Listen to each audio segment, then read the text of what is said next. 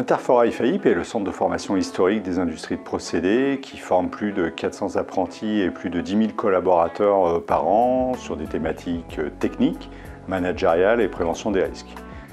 Ce cœur de métier technique nous amène à conduire de nombreuses mises en situation professionnelles réalisées en particulier dans notre hall pilote qui dispose d'équipements semi-industriels. Nos équipes ont entièrement numérisé ce hall et développé un simulateur de conduite.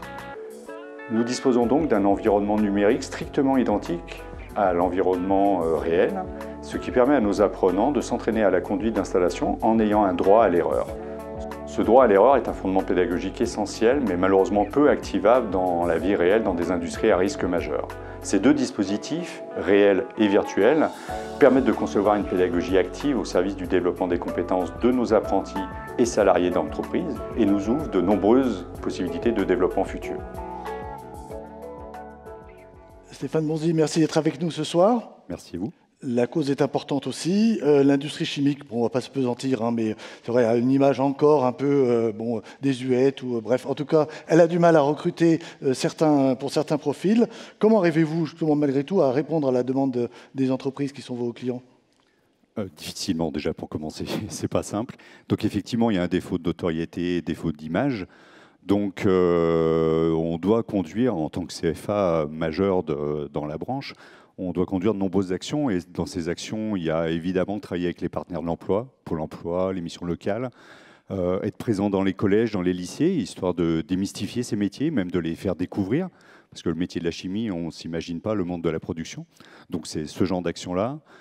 C'est bien évidemment assister, porter des forums, des salons, et c'est également assister et mener des journées portes ouvertes.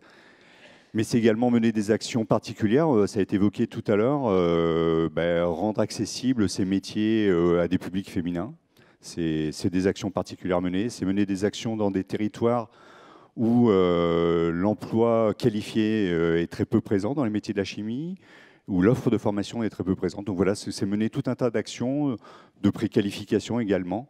Donc il faut mobiliser les synergies, prendre des initiatives pour faire face à ces enjeux de demain de l'industrie. Alors, vous innovez beaucoup dans les méthodes pédagogiques et on a vu justement sur la vidéo un modèle vraiment très, très intéressant, justement de mise aidez-moi. Mise en situation, voilà. Virtuelle. C'est extraordinaire comme système. Quel bilan vous tirez? Parce que ça fait 2-3 ans que vous faites ça. Alors, ça fait 3 ans qu'on développe ces outils-là. Hein. Il y a un choix qui a été opéré il y a 3 ans maintenant en arrière de développer ces outils sur nos fronts propres. Donc, on maîtrise la compétence. Ces décisions sont liées à mon prédécesseur qui est présent là.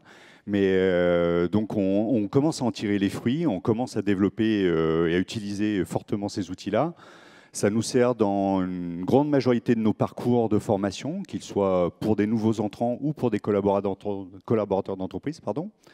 Ça nous sert également de vitrine, parce que comment rendre attractifs ces métiers-là? De montrer qu'il y a de la technologie de pointe, qu'il y a de la réalité virtuelle, qu'il y a de l'intelligence artificielle, donne envie à des jeunes générations qui sont attirées par ces technologies-là. Et c'est aussi des outils dont on va se servir un jour prochain pour pouvoir attirer des candidats qui ont des profils particuliers.